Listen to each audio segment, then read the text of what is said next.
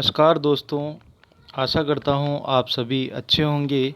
और आज हम अपने राजस्थान की इतिहास की जानकारी के लिए भारत सरकार और राजस्थान सरकार के प्रयासों से राजस्थान के लिए उपयुक्त प्रमाणित जानकारी की एक पुस्तक और उसको हम मिलकर साथ पढ़ेंगे। क्योंकि मैंने कई सारे विद्यार्थियों से सुना है कि सर, जब आप पढ़ते हैं हमारे साथ तो हमें कई सारी चीज़ें बहुत आसानी से समझ में आ जाती हैं। तो अगर मेरा पढ़ाना और पढ़ना इतना अच्छा है या बच्चों के लिए फ़ायदेमंद है तो मुझे उसमें कोई दिक्कत नहीं। मैं चाहता हूँ कि मेरे देश का हर एक बच्चा पढ़े और आगे बढ़े।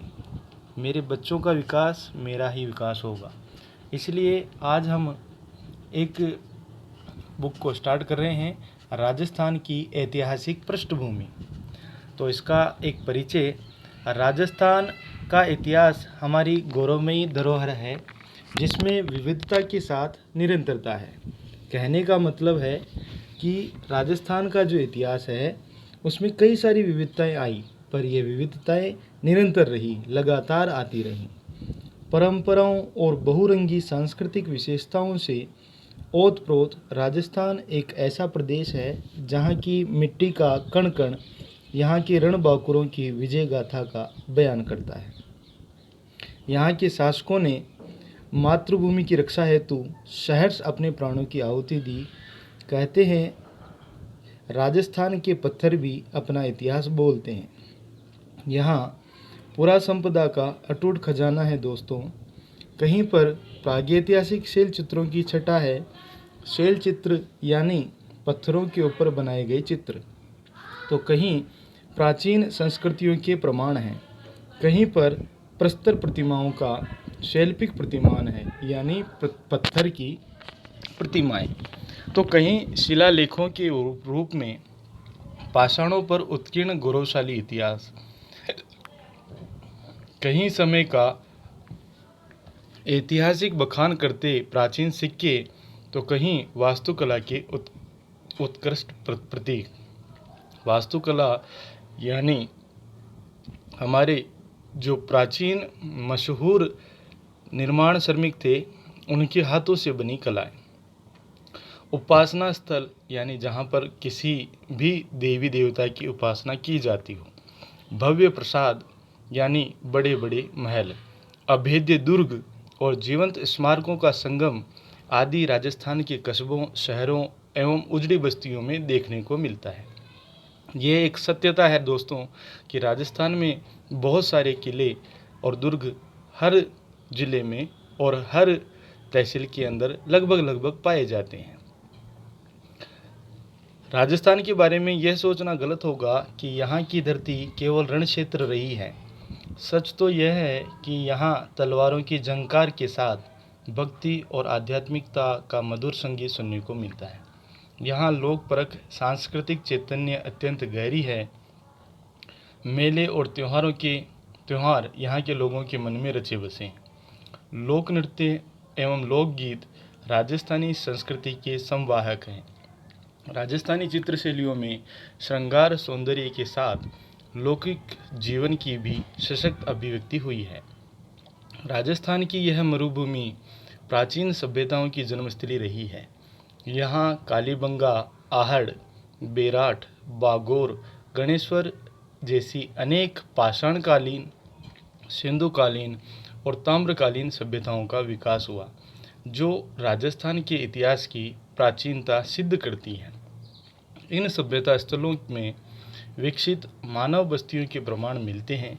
यहाँ बागोर जैसे स्थल मध्यपाषाणकालीन और नवपाषाणकालीन इतिहास की उपस्थिति प्रस्तुत करते हैं। कालीबंगा जैसे विकसित सिंधुकालीन स्थल का विकास यहीं पर हुआ। वहीं आहड़, गणेश्वर जैसी प्राचीनतम ताम्रकालीन सभ्यताएं भी पनपी। आर्य और राजस्थान यानी राजस्थान में आर्यों से संबंधित हम कुछ जानकारी अब प्राप्त करेंगे। मरुधरा की सरस्वती और दृष्टदती जैसी नदियाँ आर्यों की प्राचीन बस्तियों की शरणस्थली रही। यानी इन नदियों के किनारे आर्यों की बस्तियां बसी हुई थी। ऐसा माना जाता है कि यहीं से आर्य बस्तियां कालांतर में दोआब आदि स्थानों की ओर बढ़ी। दोआब यानी दो नदियों वाला क्षेत्र। इंद्र और सोम की अर्चना में मंत्रों की रचना, यज्ञ की महत्ता की स्वीकृति और जीवन मुक्ति का ज्ञान आर्यों को संभवतः इन्हीं नदी घाटियों में निवास करते हुए हुआ था।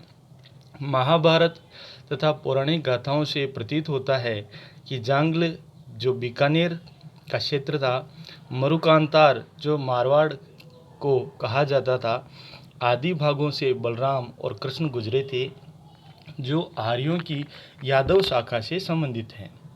जनपदों का युग। आर्य संक्रमण के बाद राजस्थान में जनपदों का उदय हुआ। आर्यों का संक्रमण मतलब आर्यों का धीरे धीरे प्रभाव कम हुआ और कुछ अन्य जातियां भी धीरे धीरे उनमें मिलने लगी। तो राजस्थान में जनपद बनना शुरू हुए, जहां से हमारे इतिहास की घटनाएं अधिक प्रमाणों पर आधारित की जा सकती हैं। सिकंदर के अभियानों से आहत तथा अपनी स्वतंत्रता को सुरक्षित रखने को उत्सुक दक्षिण पंजाब की मालव, शिवी तथा अर्जुनायन जातियां, जो अपने साहस और शौर्य के लिए प्रसिद्ध थी, अन्य जातियों के साथ राजस्थान में आई और सुविधा के अनुसार यहाँ बस गए। इनमें भरतपुर का राजन्य मत्स्य जनपद, नगरी का सीवी जनपद, अलवर का साल्व जनपद प्रमुख हैं। इसके अलावा 300 ईस्वी पूर्व से 300 ईस्वी के मध्य तक मालव, अर्जुनायन तथा योद्धियों की प्रभुता का काल राजस्थान में मिलता है। मालवों की शक्ति का केंद्र जयपुर के निकट था। कालांतर में यह अजमेर, टोंक तथा मेवाड़ के क्षेत्र तक फैले गए। भरतपुर अलवर प्रांत के अर्जुनायन अपनी विजयों के लिए प्रसिद्ध रहे। इसी प्रकार राजस्थान के उत्तरी भाग के योद्धे भी एक शक्तिशाली गणतंत्रीय कबीला था। योद्धेय संभवतः उत्तरी राजस्थान की कुषाण शक्ति को नष्ट करने में सफल हुए थे, जो रुद्रदामन के लेख से स्पष्ट है। लगभग दूसरी सदी ईसा पूर्व से तीसरी सदी ईस्वी के काल में राजस्थान के केंद्रीय भागों में बौद्ध धर्म का काफ़ी प्रचार था, परंतु योद्धे तथा मालवों के यहाँ आने से ब्राह्मण धर्म को प्रोत्साहन मिलने लगा और बौद्ध धर्म के ह्रास के चिन्ह दिखाई देने लगे। गुप्त राजाओं ने इन जनपदीय गणतंत्रों को समाप्त नहीं किया, परंतु इन्हें अर्ध आश्रित रूप में बनाए रखा। ये गणतंत्र हूण आक्रमण के धक्के सहन नहीं कर पाए और अंततः 6ठी शताब्दी आते आते यहाँ से सदियों से पनपी गणतंत्रीय व्यवस्था सर्वदा के लिए समाप्त हो गई। मौर्य और राजस्थान। तो हमने अब तक 2 टॉपिकों के बारे में बात की है बच्चों, आर्य और राजस्थान, दूसरा जनपदों का युग। अब मौर्यों का राजस्थान में प्रभाव। तो राजस्थान के कुछ भाग मौर्यों के अधीन या प्रभाव वाले क्षेत्र थे। अशोक का बेराट का शिलालेख तथा उसके उत्तराधिकारी कुणाल के पुत्र संप्रति द्वारा बनवाए गए मंदिर मौर्यों के प्रभाव की पुष्टि करते हैं कि यहाँ पर मौर्यों का प्रभाव भी रहा है या राजस्थान में मौर्यों का भी राज्य रहा है। कुमारपाल प्रबंध तथा अन्य जैन ग्रंथों से अनुमानित है कि चित्तौड़ का किला व चित्रांग तालाब मौर्य राजा चित्रांगद का बनवाया हुआ है। चित्तौड़ से कुछ दूर मानसरोवर नामक तालाब पर राजा मान का, जो मौर्यवंशी माना जाता है, विक्रम संवत 770 का शिलालेख कर्नल टोड को मिला, जिसमें माहेश्वर, भीम, भोज और मान ये 4 नाम क्रमशः दिए हैं। कोटा के निकट कणसवा या कंसुआ के शिलालेख के शिवालय से 795 विक्रम संवत का शिलालेख मिला, जिसमें मौर्य वंशी राजा धवल का नाम है। इन प्रमाणों से मौर्यों का राजस्थान में अधिकार और प्रभाव स्पष्ट होता है। देखिए बच्चों, हम जो इस पुस्तक को पढ़ रहे हैं ताकि हम एक एक शब्द को अच्छी तरह से डिटेल से समझ पाएँ और पढ़ पाएँ।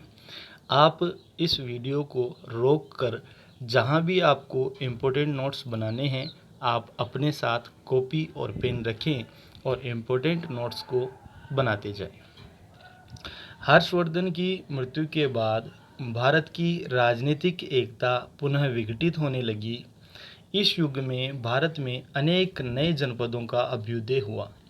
राजस्थान में भी अनेक राजपूत वंशों ने अपने अपने राज्य स्थापित कर लिए थे। इसमें मारवाड़ के प्रतिहार और राठौड़, मेवाड़ के गुहिल, सांभर के चौहान, आमेर के कछवाहा, जैसलमेर के भाटी इत्यादि प्रमुख हैं। शिलालेखों के आधार पर हम कह सकते हैं कि 6वीं शताब्दी में मंडोर के आसपास प्रतिहारों का राज्य था और फिर वही राज्य आगे चलकर राठौड़ों को प्राप्त हुआ।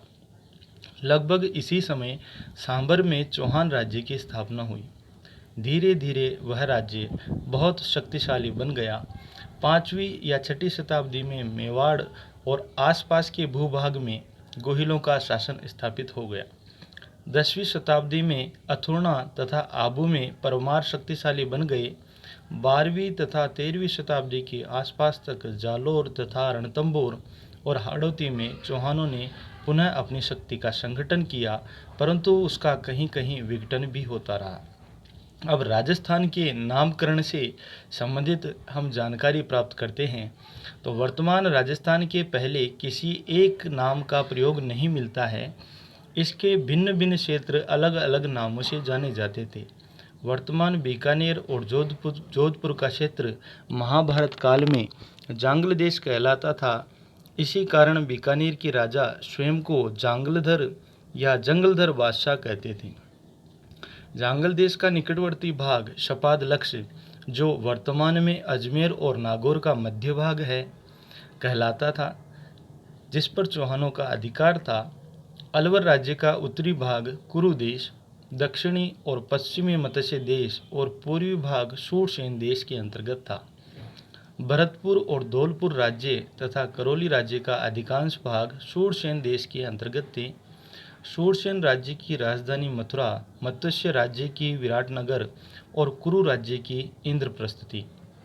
उदयपुर राज्य का प्राचीन नाम शिव था, जिसकी राजधानी मध्यमिका थी। आजकल मध्यमिका को नगरी कहते हैं। यहाँ पर मेव जाति का अधिकार रहा, जिस कारण इसे मेदपाट अथवा प्रागवाट भी कहा जाने लगा। डूंगरपुर बांसवाड़ा के प्रदेश को वांगड़ कहते थे। जोधपुर के राज्य को मरु अथवा मारवाड़ कहा जाता था।